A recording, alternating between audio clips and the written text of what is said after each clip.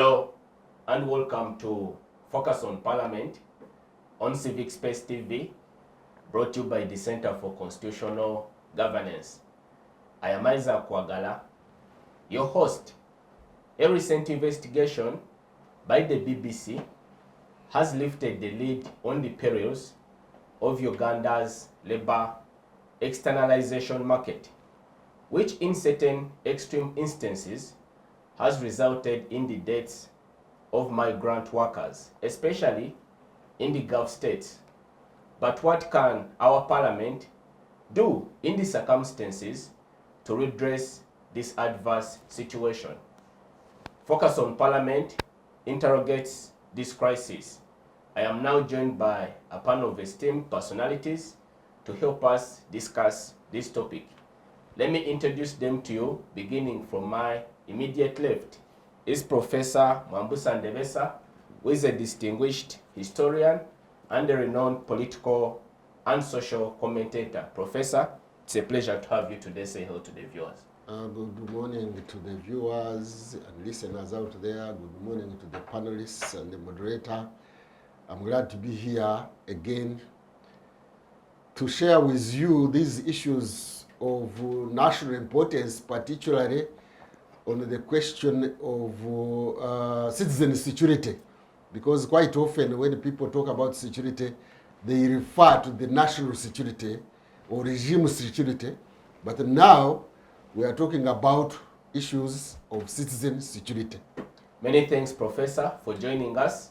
Next to Professor is Ms. Kemigisha Sharon, the Woman Councillor for Wandegea Parish, Kawempe Division, and the author of The Beast in the East. Many thanks for joining us, Sharon. Thank you so much. Very good morning to everyone following us. I'm really delighted to be part of this panel as a citizen of Uganda and as a victim of the topic that we're actually going to be talking about. This is a very sensitive matter when it comes to me, being a victim because I was human trafficked to Oman in 2016. That alone prompted me to write that book, The Beast in the East, because these are the things that we've been talking about. So you can at least know how passionate I am when it comes to this issue. Because somehow, somewhere, we thank the BBC that dug so deep into this. Maybe Ugandans would be like, maybe Sharon is talking about this simply because she was, why is she even talking about this? Because she was lucky to come back alive. But looking beyond this, there are issues that affect Ugandans, even beyond the physical torture that they face through. Lucky are those that can make it back home, minus the physical torture, but the mental torture will always live with us. So it is inevitable for us to keep on adding our voices to such matters of our country. You are the right person to talk. Many thanks, Sharon, for joining us. We are pleased to have you as an authority on the subject. We can't wait to listen to your insights. And of course, next to Sharon is Mr. Tarwana Ernest, quite a regular on the program. Ernest is a lawyer and a social commentator. Ernest, say hello to the viewers. Good morning, everyone, and I'm glad to be here. Obviously, this topic is a very sensitive one, and I hope that we can handle it with the concern and grace it deserves. Thank you. Thank you, Ernest, for joining us. Next to Ernest is Mr. Chisache Solomon, who is a legal officer working with the Women Pro Bono Initiative. Solomon, we are pleased to have you on the program. Say hello to the viewers. Thank you so much, Isaac. My name is Solomon Chisache from the Women's Pro Bono Initiative, and I am glad to be here and on the same space with the panelists as well. Yes. Thank you. Of course, at the center of this controversy is a double tragedy involving two young female Ugandans who recently passed on in the United Arab Emirates, that is the city of Dubai, having been involved in an alleged prostitution ring. This has been very concerning to the entire Ugandan populace and of course the authorities. So we want to delve deep into this topic and understand what could be driving these instances, much to the detriment of the Ugandan population? Let me start with you, Sharon, on account of your experience as a former migrant worker in the Middle East, specifically Dubai, Oman. Yeah. Okay. What was your experience working in that country? How first and foremost did you get there? And are these allegations of economic and sexual exploitation true? Yes, they are true. Specifically talking about my own experience, we are talking about the modern day slavery, to be honest with you, because there is transaction at hand. I was fooled by an agent that was working in a certain company by that time. We're talking about 10 years ago, that is 2016. I went to a certain company. Actually, it got closed. It was the Middle East consultant. I was fooled to go because I had applied initially to go and work as a supermarket attendant in Dubai. And then a certain agent who happens to be a worker in that very company that had popularized itself as a legit company because it was making adverts all over the media houses. So a certain guy approached me because considering the time that I had wanted to be traveling, he convinced me to help me get out of the country in the shortest time. But unfortunately, on my day of departure, he handed over documents that were saying otherwise. In the documents, he had changed that I'm going to Oman to work as a housemaid. Depending on the issues that were forcing me to go and look for greater pasture, I consented. Unknowingly that I'm consenting to be human trafficked. We were 3 girls at that time.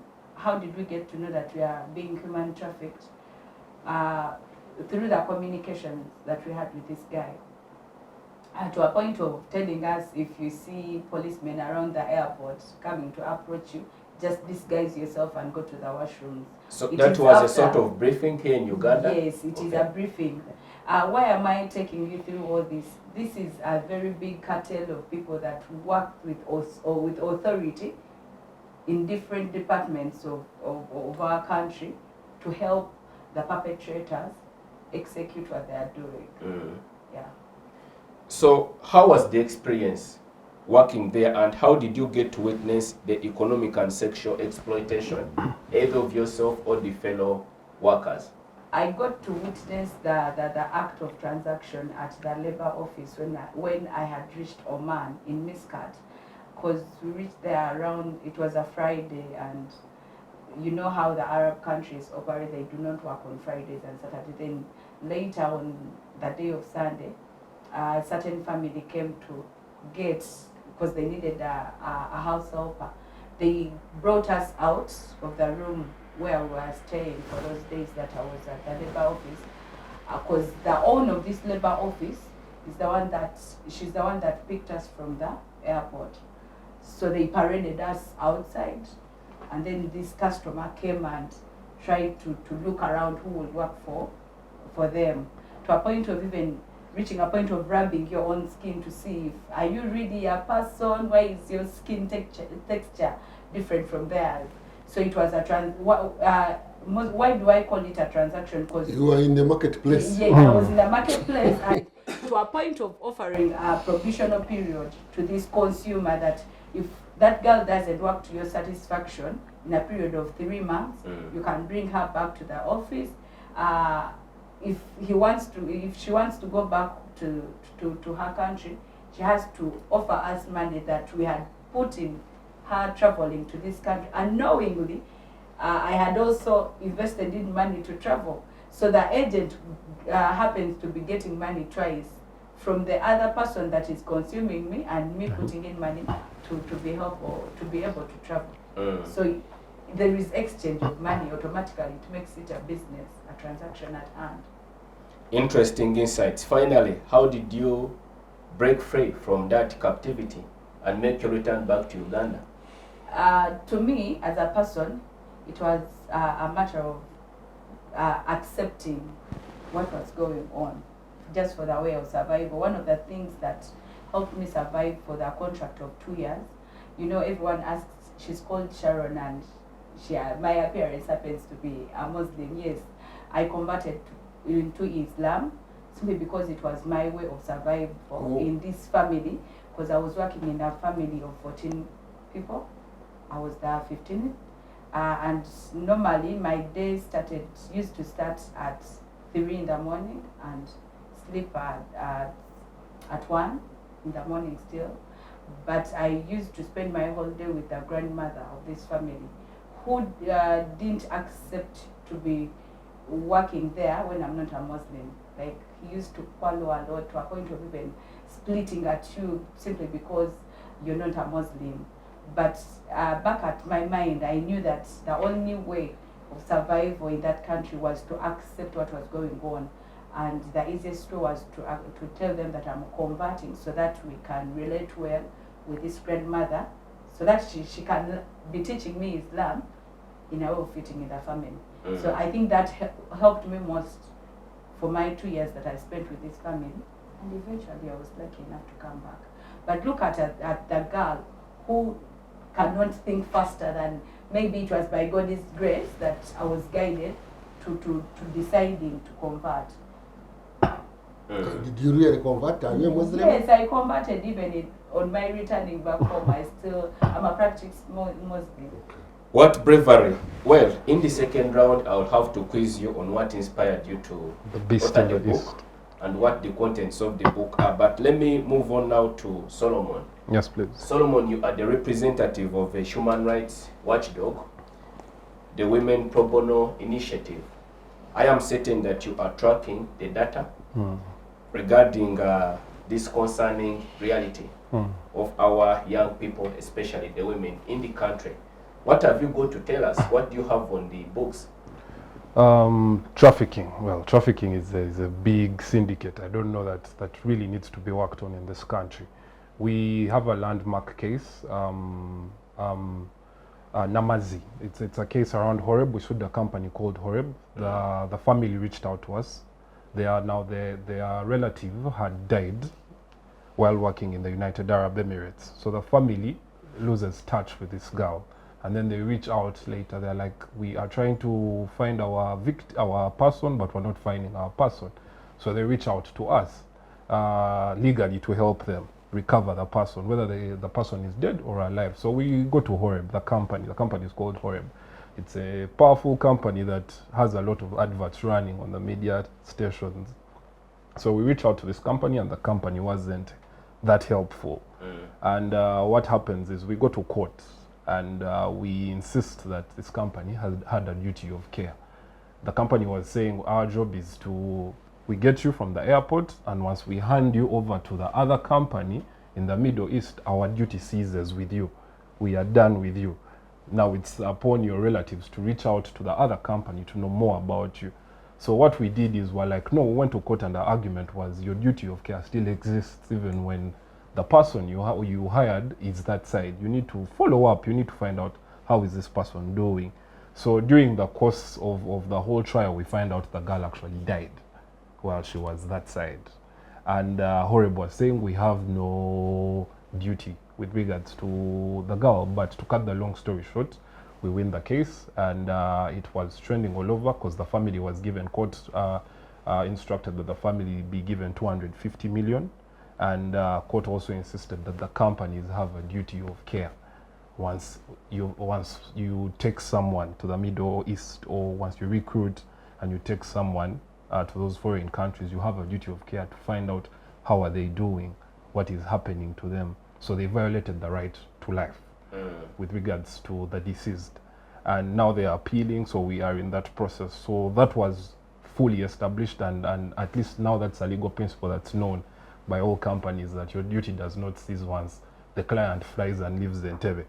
You still have the duty and the concern to know. But the data, we receive a lot of cases.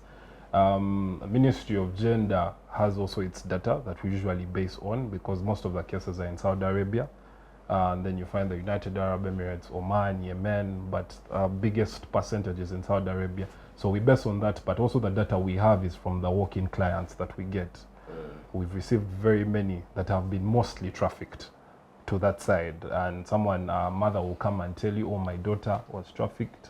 Actually, they don't understand the term trafficking. Mwana wange was taken, kolera Dubai. So I've lost that company. The company is not helping. So our job usually is we write to these companies to just remind them of the legal duty that they have towards these people. And usually most of these companies are responsive and they return the girls back to us. They're all back to their families. But the data usually we base on is the one from the Ministry of Gender. Yeah. Thank you for your reflections, Solomon. Professor, this is a very concerning issue for the country.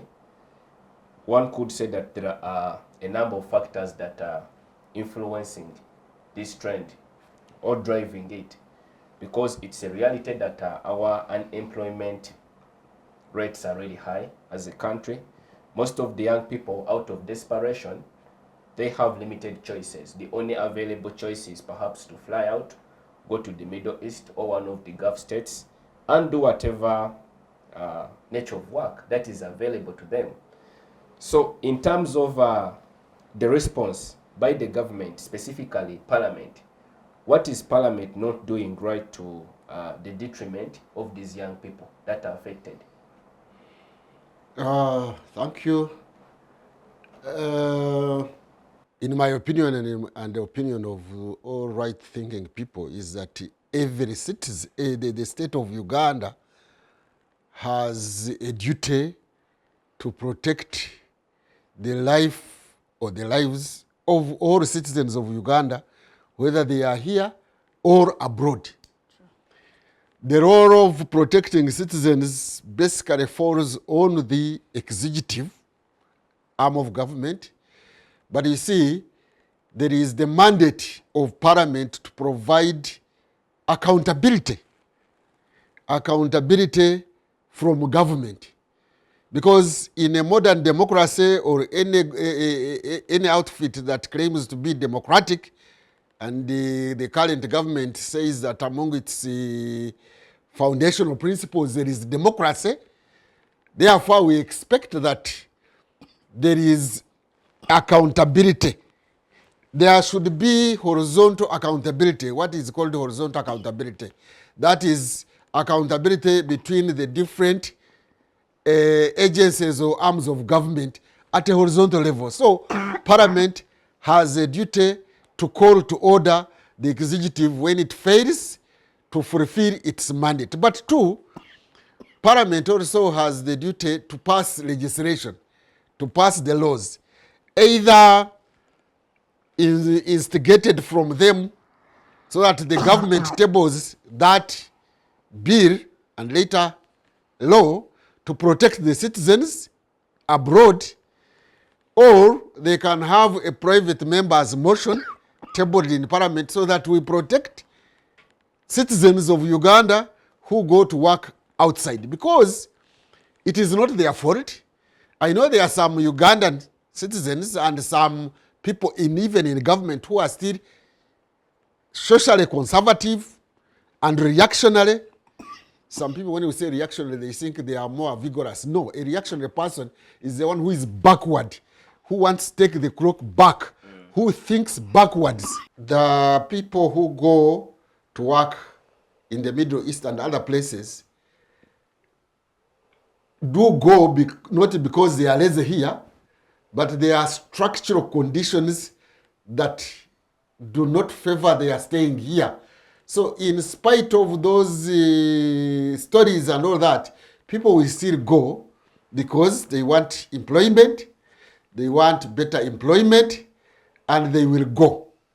So it is the onus is on the government or the state. Let me broaden it to the state, because when you say government, people will look at only the executive branch of government. The judiciary should be in, the legislature, Parliament should be in, to make sure that they put in place laws, policies, mechanisms, regulations to protect the citizens.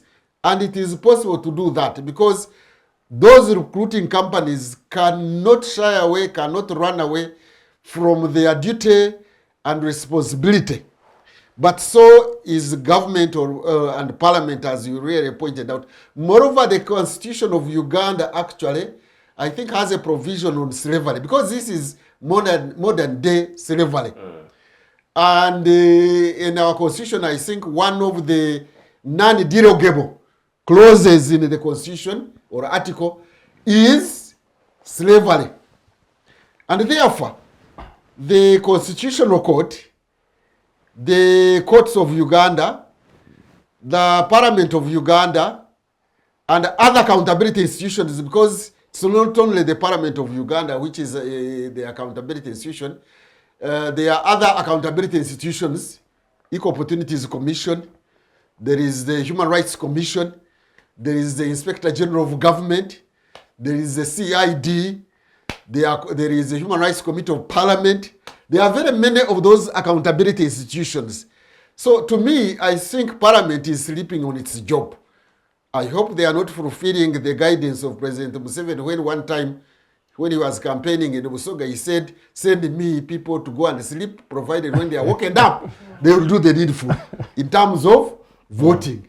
But if Parliament was not sleeping, because they just wake up in the fit of the moment, like yesterday, and bring the issue, then it dies down. Because it has been coming up in the past. So we are saying that the state in Uganda, whether we are talking about the elected government, because we have a lot of elected government, councillors, parliament, and the rest. We have the non-elected government, that is the public servants in their various capacities. We even have now a third arm of government, which is the invisible state. That's the fourth now. That's the fourth. That's the third one, which is an invisible state in Uganda, which should also come in. I know for sure. People like General Salim Saleh, they have got a lot of power and influence. They can come in. I have some remote sensing that he has never even undertaken to work on this one, but again, it died down. So we have people who are suffering, like Sharon has pointed out, in the Middle East and other countries, by the way. There could be others suffering in Kenya, others suffering in South Africa, others in other regions which are not necessarily Middle East. So there is a need for an institutionalized legal framework, an institutionalized regulatory regime, an institutionalized policy framework to tackle this issue of externalization of labor, because we have the obligation to protect our citizens, whether they are here or abroad.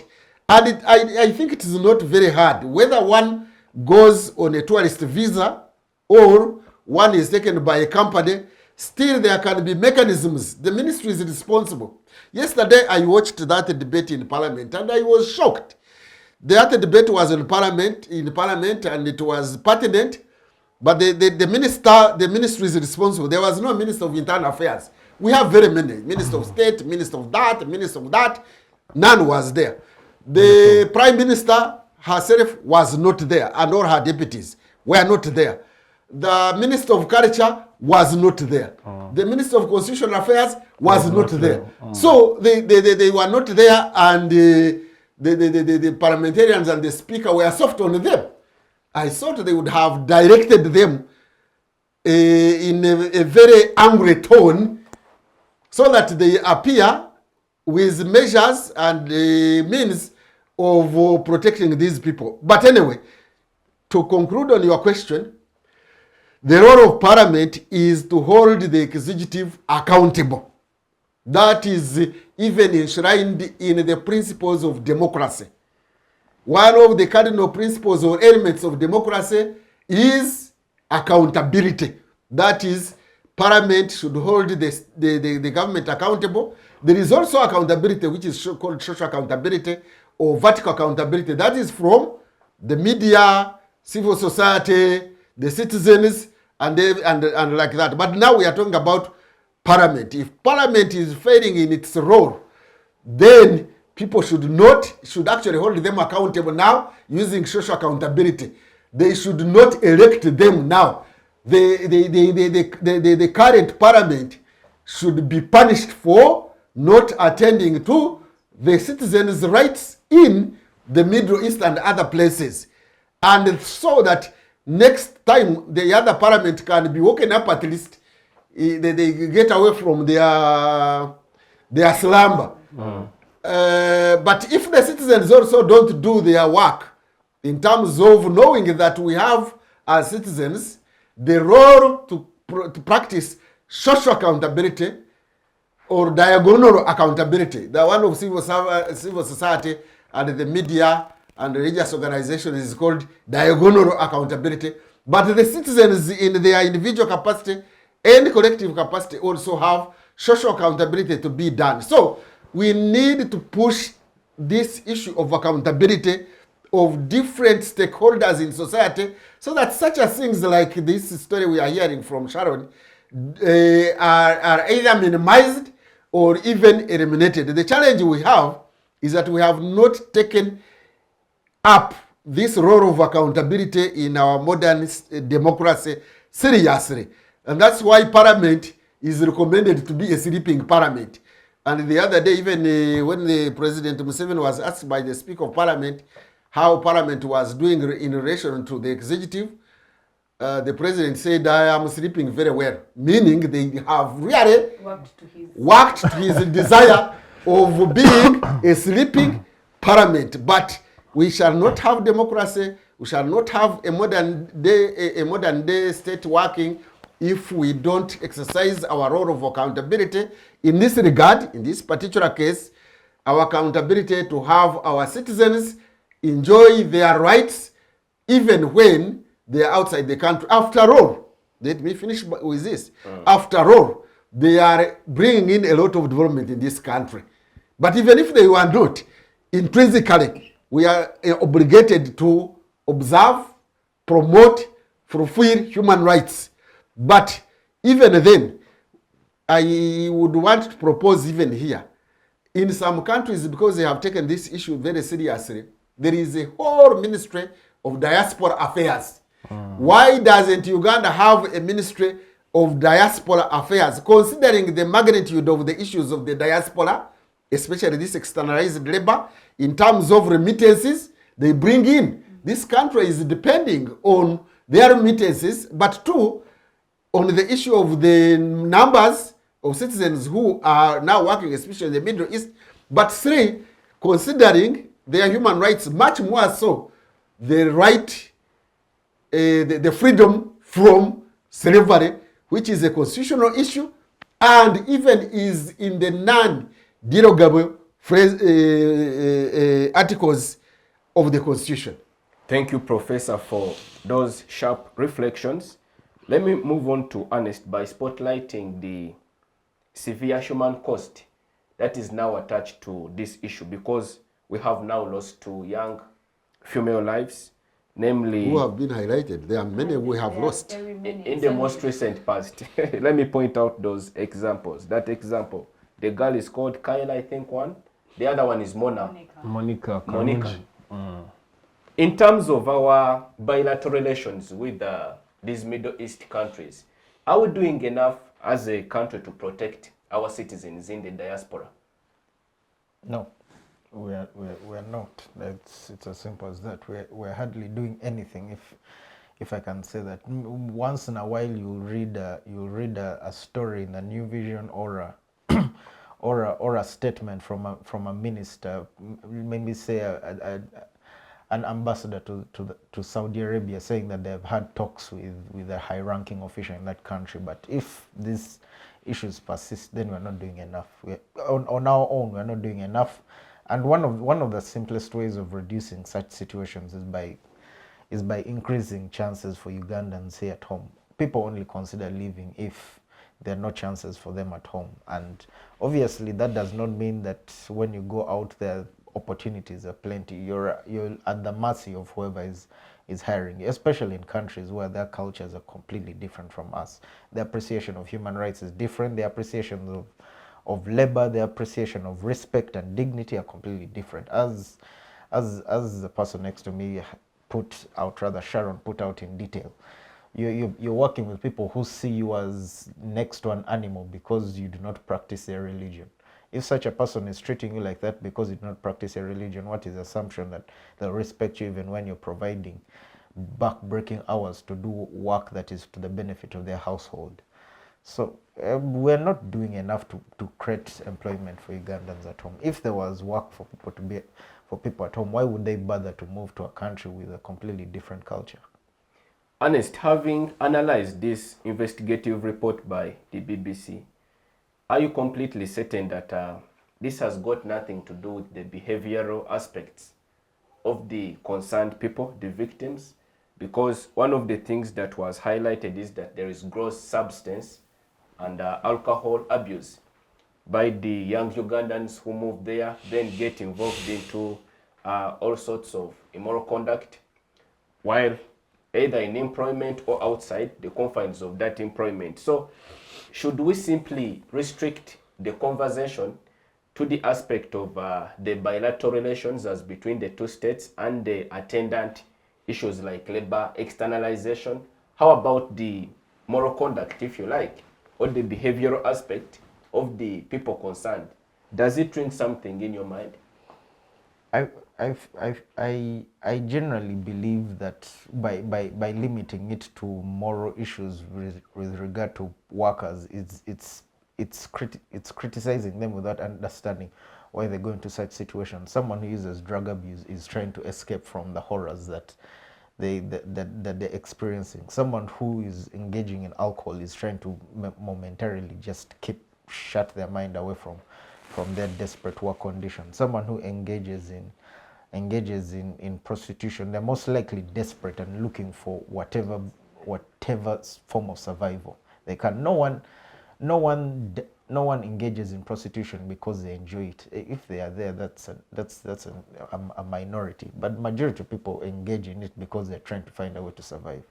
And from the little that has been said, even in the BBC report, even the BBC report is one of multiple reports, even that the Daily Telegraph from the UK also reported on this. There are enough reports even from the UN, even from the US Department of State, all talking about the same issues in the Middle East.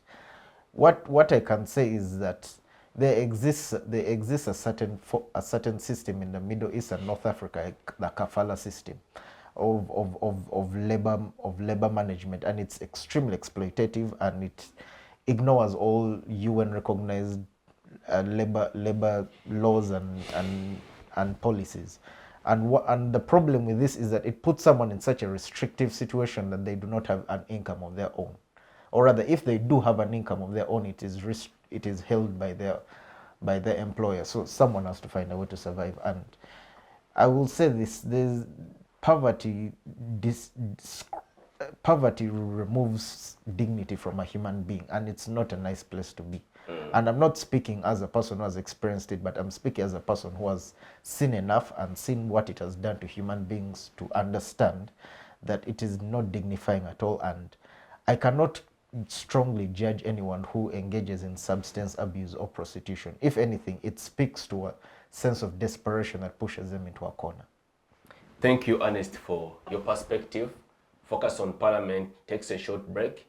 Do stay with us. We'll see you back shortly. Digital rights are those human rights and legal rights that allow individuals to access, use, create and publish digital media, or to access and use computers, other electronic devices and telecommunication networks.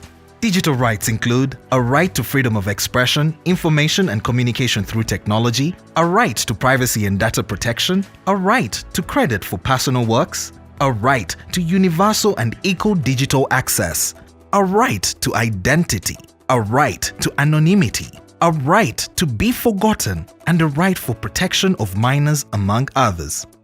The state's digital rights are frequently violated through various unfair actions, for example, blockage of websites and social networks, theft of credentials, unauthorized use of people's data for personal gain, privacy intrusion, online censorship, arrests and intimidation of online users, internet blockages, and the proliferation of laws and regulations that undermine the potential of technology to drive social, economic, and political development worldwide. It is hence every citizen's responsibility to respect rights of other digital users and to speak out or report to the responsible parties when one's rights are violated. Welcome back. In this segment, we continue discussing the plight of the migrant workers in the Middle East, especially in the Gulf countries. But we also highlight the recent investigative report by the BBC, which pointed out the prostitution and sex ring in these countries involving Ugandan citizens. Kemi, let me come to you. We understand that you have published a book, The Beast in the East, detailing your harrowing experience as a migrant worker in Oman. What inspired you to author the book? Yeah, now for the 2 years that I spent in Oman, as a person who looked for survival, because I knew that I was not getting out of Oman the next day, we had to form groups of Ugandans that were around the Middle East, that is in Dubai, Qatar. So we used to have a lot of discussions within the group because it was the only thing that could keep us busy. So one of the things, the interactions that we used to have on this group, the concept of this book is my own personal experience and other people that Can I you show it used to the audience? to engage. They can capture it. At the end of the book, I have a way forward because these are the things that we've been talking about. I added to the government, if at all we can sit down and provide. Show the title. If we can sit down and go back to the drawing board and have a lasting solution to this, because this has not started with us. I know that the government has the capacity to at least call off these companies, let it give them a period of time to re-strategize their work. Because if at all they are saying that they are only looking at the profits that these people, the remittance that comes with the money that Ugandans who are out there send back home, we are benefiting as the country through the economical status of this. So if at all we still have humanity as those people who sit at the decision-making tables, I believe the presidency is a fountain of honor. Let him call off all these companies, re-strategize, have what to consider, because it is humanity at stake. Let us not only look at the profits that we are getting from this country. I know they have that capacity. Maybe if they are telling us they are doing it deliberately to reduce the number of youth, because when you look at the age brackets of these people that are losing life at the sake of this industry, there are people that could be a threat to the state. But can we at least bring back the Ubuntu in us? If at all the Constitution of Uganda talks about the humanity in us, if at all we still sing to the national anthem and then we have a motto of Uganda that for God and my country, let us bring back the humanity in us, consider the human life that is at stake. Let us not give a blind eye to the lives of people. Let him call back the companies that are into this business. We need to go back to the drawing board as a country. And then to the Parliament of Uganda, I think they are deliberately choosing not to do their work. Because when you dig deep into this industry, there are some member of parliament that own these companies. It is only that they are choosing to be selfish to themselves. Sharon, have you been able to perhaps have audience with some of the stakeholders in the country to discuss first and foremost your experience, your unique experience, but in terms of the recommendations which you also detail in that book as a means of addressing this issue? Have you explored that? Yes, I've had a chance to engage with certain stakeholders, starting from the owners of the companies that are into this business, that the leaders that sit in that parliament. But I don't want to say that I'm the only one doing this advocacy. There are several other Ugandans that are concerned about this.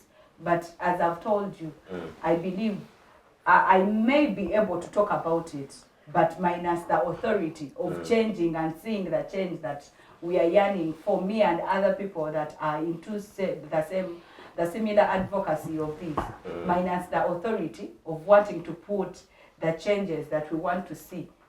We shall keep on narrating. So I think that that documentary that was done by BBC, let it be an eye-opener, and to the people that sit into that parliament, let them not try to paint a good picture to save the image of Uganda, minus acting. Because I believe we've talked a lot about this issue. It is high time we act about it. Because they're just individuals that have authority to wake up one day and say, no, this and this has to be done. Because it has not started with us. And the bigger question that we all have, maybe as they're changing the syllabuses that they're teaching our children, gone are the days when we were asked in primary that why did the Arabs come to the East Africa? And the question is, how did we go from having the cash crops that we used to export to the other country, the coffee and the cotton, to a point of now exporting human beings to that side? So if we are considering it as a commodity, and which I believe that human beings are not commodities. So if we are shifting to that, let us at least consider what we are exporting. Thank you, Sharon, for sharing your viewpoints. Solomon. Yes, please. Let me come to you. You are a lawyer. On the aspect of the legal and institutional framework we have in place to protect these migrant workers, especially the young people, it seems to me that it is not essentially the problem, because as far as I am concerned, it has been strengthened with time. The Minister of Gender has also done its part in ensuring that protocols are in place. Actually, at a certain point, I think there was a comprehensive review of the profiles of these companies, and some of them were even struck off the list. Their licenses were revoked. So if the law, I don't know if you agree with my perspective, but if the law is not essentially the problem, then what is the problem and how can we address it? Thank you, Isaac. I feel the problem actually is we need to bridge the gap between, I think, government and its citizens. One, we need to understand that some of the girls that are going, most of the girls and the ladies that are going, are not even aware of the trafficking or the degrading behavior that is that side. Our constitution is clear under Article 24 and 25. Forced slavery, inhuman treatment is not allowed. You can't tolerate it at all. But let me give a good example. Actually, let me use an example. In June, I was traveling out of the country. So I was at the airport and there was a bunch of girls that came in. And I picked interest. I'm a Musoga, they were speaking Lusoga. So I was going to Kenya, they were going to United Arab Emirates. So I asked the girl, I'm like, where are you going in Lusoga? So she tells me, oh, we are going to work and things like that. I ask her, are you aware of what happens that side? And she was completely ignorant, because she was told she's going to work, make money, the family is happy and expectant. So I feel we need to do more awareness. The laws are very good. The Prevention of Trafficking in Persons Act, very good law. We have our constitution with all these laws. We have all the protocols, Parliament, all these protocols and the regulations that are there. But the awareness needs to be done more. But as Sharon said, our government, or as Professor said, it's sleeping. There's a benefit for them out of all of this. They're benefiting out of all of this. But then too, when it comes also to government, they are not doing much. If you remember the embassy in the United Arab Emirates, there was the casino saga. Yes. They were running casinos in the embassy. So you can imagine, rather than focusing on what's happening to our girls or people that are in the Middle East, the people in the embassy were running casinos, and that was the focus. And that was a big issue, and which later even died out.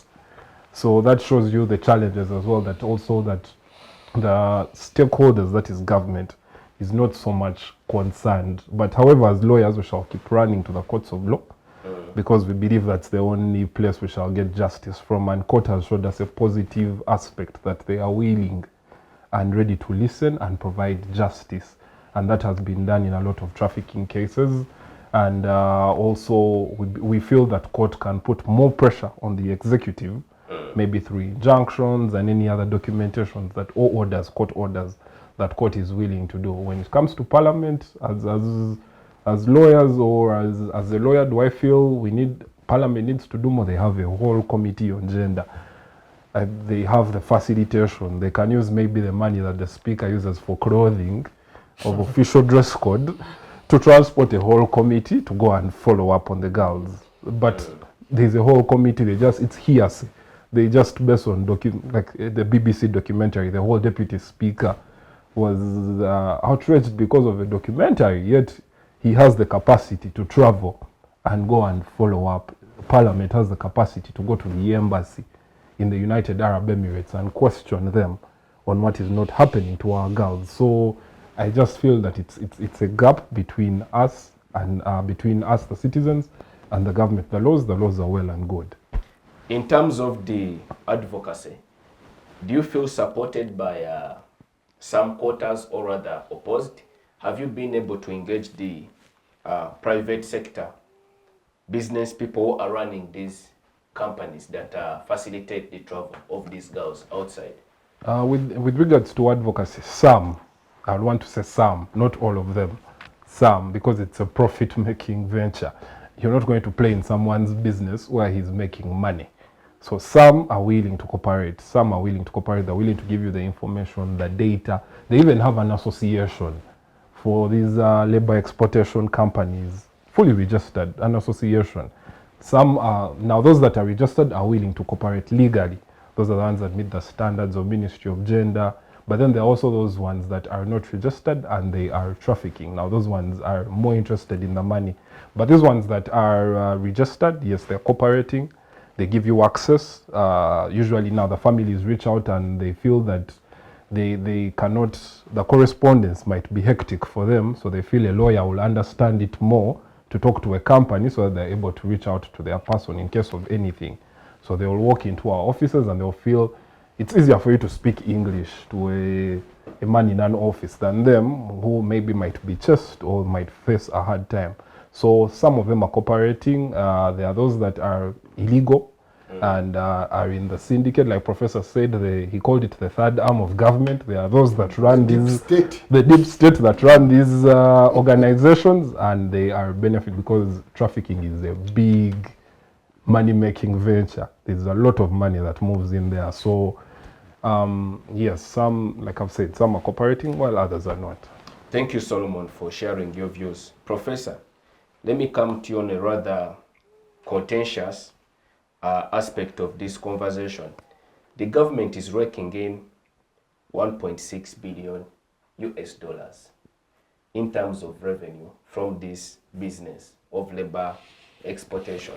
So one could argue that perhaps that also in many respects informs its attitude. That's why it is rather complacent.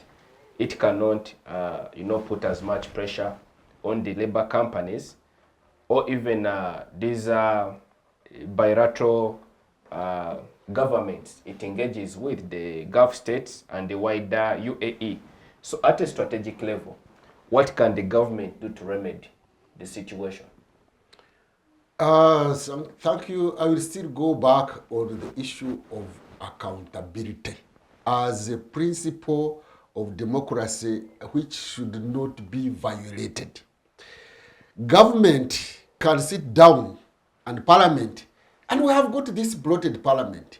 And there are different sections there in parliament who should be working on this. Most of those people who are molested in the Middle East are youth. We have got representatives of the youth. What are they doing? There is a whole group also called the workers' representatives. They are also there.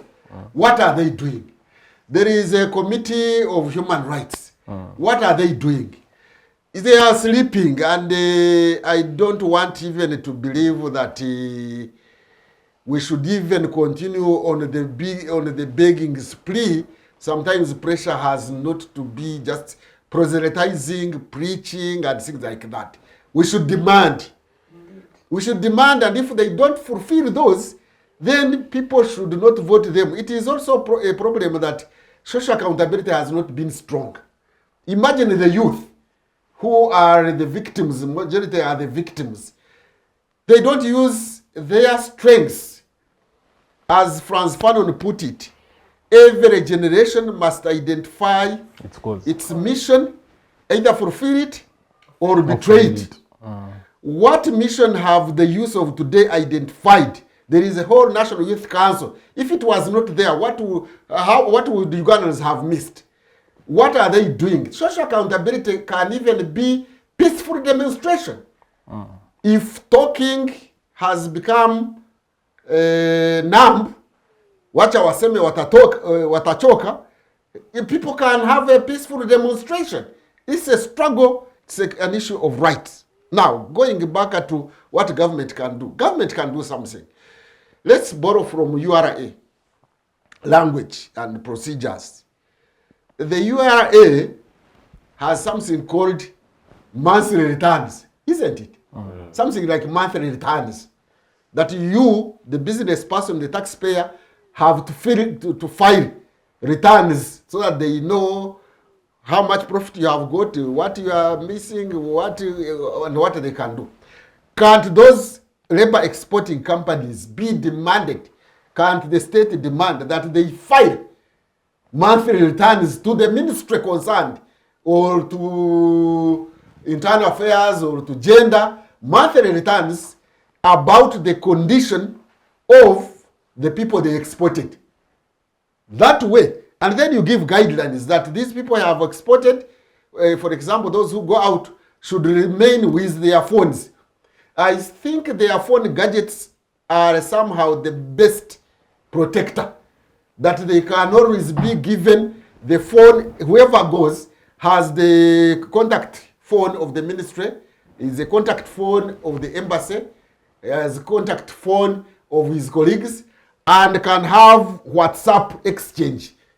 And that it is demanded that whoever is exported must, of necessity for security reasons, remain with his or her phone in order to make that communication. Government can do that. I don't think that it cannot do it by regionalizing that one. Even those who go on tourist visas, who don't pass through the companies, can still be assisted. First of all, I think one of the panelists here talked about public education. Let there be public education. Even when you are trafficked, you know, there was the late Kavuma, was a bishop of Namirembe. Stephen Kavuma. Stephen Kavuma. Was it Stephen? Kauma. No. Kauma. I think Kauma. And even unfortunately, he lost his son to, I think, AIDS. And later he was made actually the chairman of the Uganda AIDS Commission.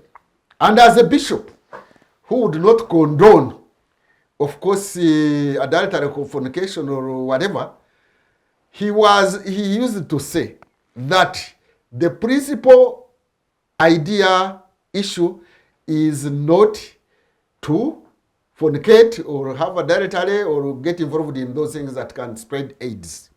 So that is number one. That is the first thing that we should do to avoid AIDS. However,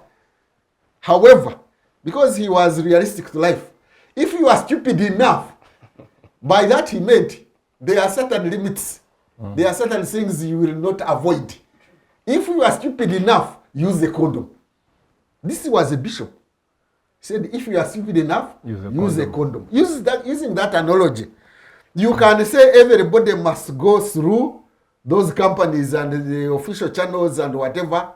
But even if you are stupid enough, using Kauma's terminology, to go through other means, still you make sure that when you go there, you have safeguards. But then before you leave Uganda, there should be public education. Before you leave Uganda, you must have contacts of government officials. You can have them, and the government can give them. Let them even display them on TV, and everybody has those telephone numbers. When you reach that country, make sure you get a telephone number and contacts of your embassy or your consulate. Make sure you have got contact numbers of other colleagues that are there in the Middle East. And whatever you are going to do there, if you are shifting from one apartment or you are resident to another, take a picture, send it home, give the Google map number of the flat you are going to, somehow to make these safeguards. But how can these people you met at the airport have to know about this? There should be a regular programs by the state on TVs and radios about those various safeguards that the individuals can also make themselves. But the state has a responsibility to protect citizens, whether they even went into those countries without passing through the normal channels or the normal channels. The state has the obligation, whether even the question of bringing in money is there or not. The issue is that you are a Ugandan citizen. Intrinsically, you are supposed to be protected by your state because you pay taxes. But even if you didn't pay taxes, even if one is not paying a tax, do children pay taxes? They don't. They don't, but they are supposed to be protected.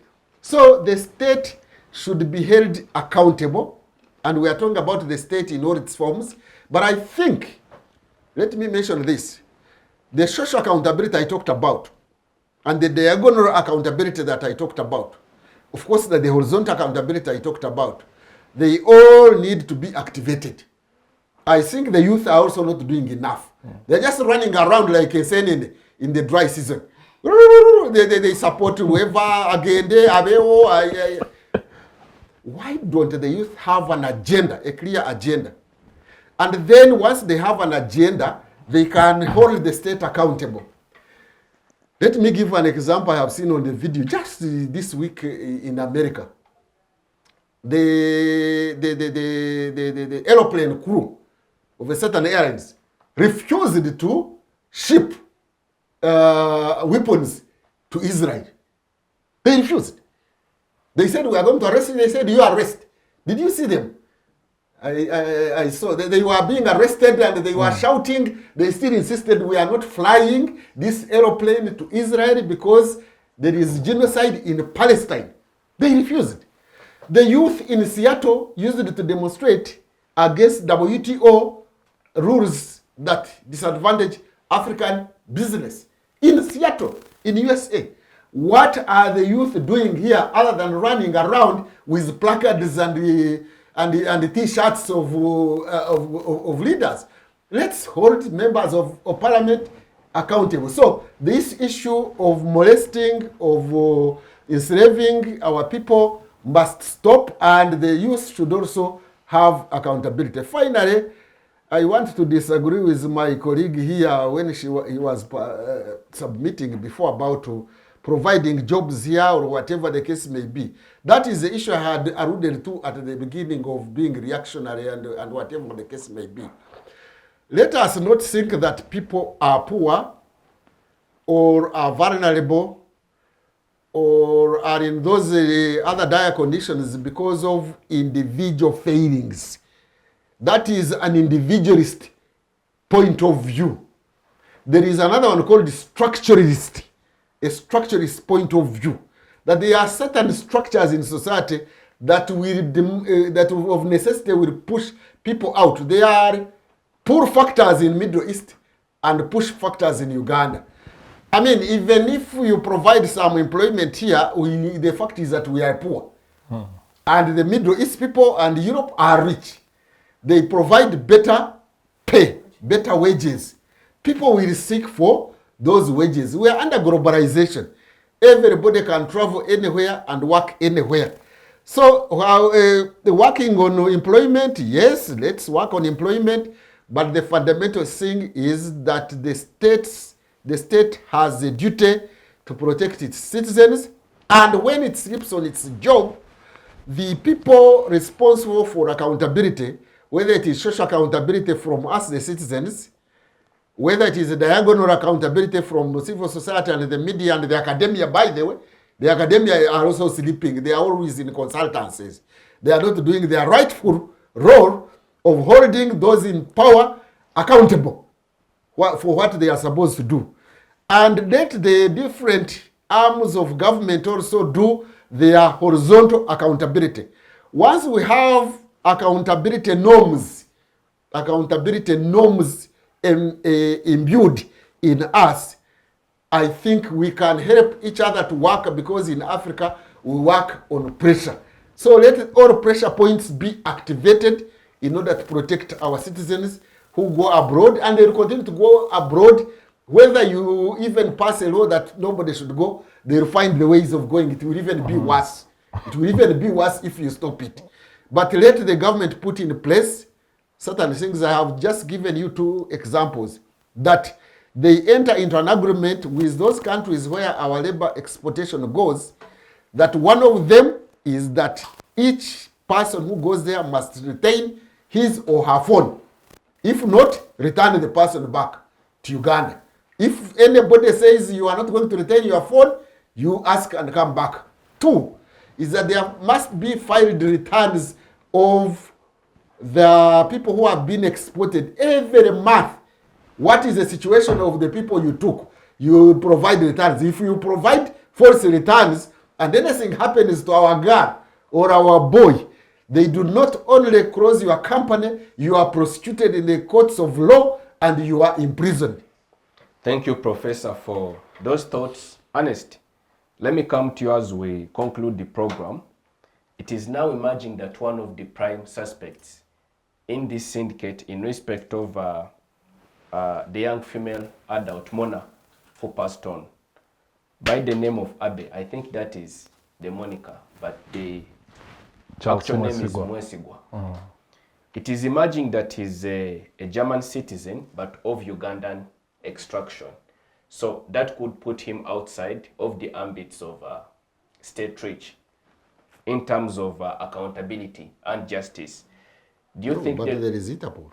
There is Interpol, and but besides that, yeah, sorry for this interruption. Besides that, in the documentary, they mentioned a guy, one named Umar Bashir, who was helping Abe to source out these girls and help them process passport, travel documents. So we are like, can't Bashir be tracked down and arrested? Because how can just a civilian be able to access all the information of a whole ministry, a whole whatever, NIRA? Who is protecting Bashir? First and foremost, let us first get the Bashir that was a contact person in Uganda, the one that used to source out these girls to go there. Because Keira and Monica have been lucky to be known, their stories out there. But can you try to look at how many girls have fallen victim of this, and the families have no access to even media to get their stories heard? And through moderator, I also heard something about NIRA. Yes. That those thugs were accessing data. NIRA Yes, data. they had access data. Can the Minister of Internal Affairs please come and explain to the nation how our data is being accessed by thugs in the diaspora? Literally, so no Ugandan is safe, because before you know it, your data, your information, your data everywhere being used for other things. Even the president's data is not safe. We are not safe. So we as Ugandans, I've come to terms to agree that we have very good policies on paper, but they're not acting. It's not a matter of making new laws. The laws are there. Enforcement. But the enforcement of it, we're just very good at putting things on papers and all that, having a system that is not acting to help the citizens and all that. And it being that it's not the first time that this issue is being presented on the floor of Parliament. So it's high time, as the more efforts that we see the fountain owner putting in when it comes to the issues of being a threat to the state, being a threat to the seat. So can he come out? Because I know if he orders anything, it can be applicable. Let him come out as the fountain of honor, have a lasting solution to this, or have something to act about this. Because if at all we are trying to protect the image of Uganda out there, basing on the documentary that was released. So it is high time we act as trying to protect the image of Uganda, that yes, after the documentary came out, let us come out with an action that would at least show the people that invested their time, invested their money to track out whatever was going on. Thank you for that additional information. It simply goes to buttress the question I wanted to pose to Ernest.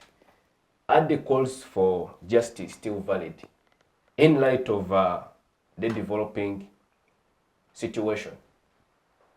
Yes, they are.